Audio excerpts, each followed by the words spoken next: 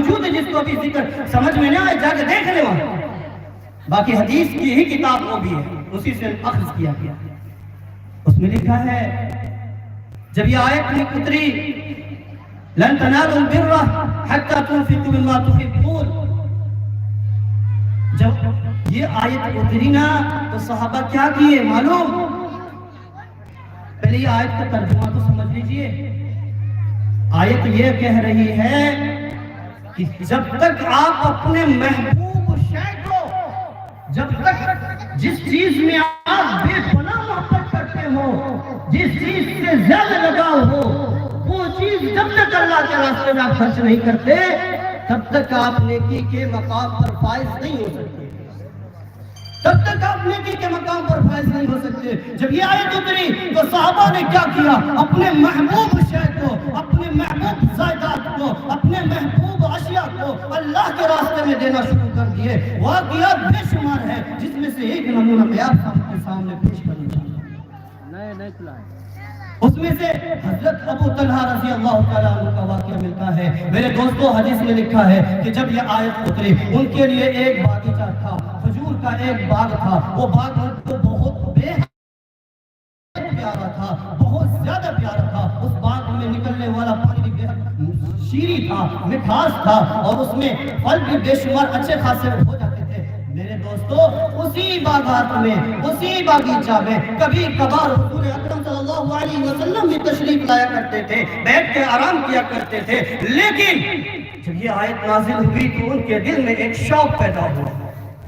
انہوں نے سوچا، انہوں نے اپنے سارے مالوں اور زائدات اور زیور جت ہر چیز میں غور کیا کہ ہمیں سب سے زیادہ محبوب چیز کیا ہے، کیا ہے جو میرے نزدیک سب سے محبوب ہو، میں اس کو اللہ کے راستے میں اب دے دوں، ہدیہ کیا؟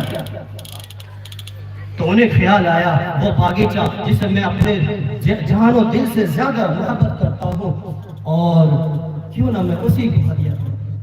حضور صلی اللہ علیہ وسلم کے پاس آئے، سلام کلام کر کے فرمائے گی یا رسول اللہ میں چاہتا ہوں کہ یہ باغیچہ کھجور کا جو باغ ہے میں چاہتا ہوں کہ اسے میں اللہ کے راستے میں دے دوں، اور آپ اسے اللہ کے راستے میں جیسا مناسب سمجھے خرچ کریں۔ میرے دوستو ہے کوئی ابھی ہے کسی کا ایمان اس طرح مضبوط جو ابھی گھر نہ جائے بلکہ یہ سمجھے میرے پاس ہی جتنا پیسہ میں وہی اللہ کے راستے میں دے دوں؟ وہ تو دور اس کا ٹکڑا ٹکڑا کر کے جہاں 100 ہے اس میں سے 10 یا 5 نکلے۔ میرے دوستو اسے ایمان نہیں کہتے، ہم نے مسلمان جیسے شکل بنا لی، مسلمان نہیں ہے۔ قرآن نے کہا کہ کچھ لوگ آتے آپ کو کہتے ہیں میں مسلمان ہوں، میں مومن ہوں، کہیے کہ آپ مومن نہیں ہیں، آپ مومن نہیں ہیں، آپ مسلمان ہو گئے ہیں لیکن ایمانی قوت آپ کے اندر نہیں ہے، ایمانی جذبے آپ کے اندر نہیں ہے، وہ شوق و محبت آپ کے اندر نہیں ہے۔ اور یہ کب پیدا ہوگا؟ یہ کب پیدا ہوگا کہ ہم اپنی جان کو بھی اپنے مال کو بھی اللہ کے راستے میں قربان کر دیں، جیسا کہ اللہ تعالیٰ قرآن میں وعدہ کرتا ہے ان اللہ اشتری من المؤمنین انفسهم واموالهم بان لهم الجنہ۔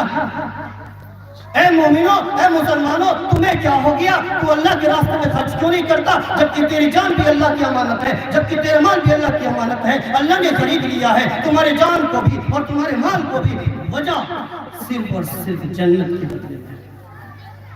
میرے دوستو جنت کوئی چھوٹی سی کوئی کھلونے والی چیز نہیں ہے۔ یہ دنیا جہاں آپ زندگی پر اگر گشت کر لیں تو دنیا کو روند نہیں سکتے، دنیا کو آپ پورے نہیں سفر طے کر سکتے، لیکن میرے دوستو اس دنیا سے بھی 10 گنی بڑی جنت آپ کو عطا کرے گا اللہ تعالیٰ۔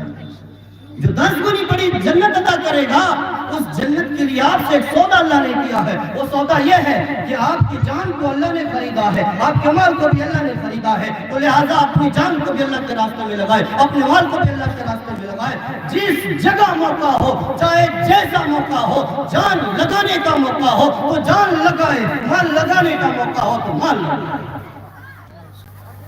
اس لیے میرے دوستو ہم یقین مانیں آج ہم نے اپنے مالوں سے محبت اس قدر کر لی ہے، اس قدر محبت مال سے کی ہے کہ جس کی وجہ سے ہم نے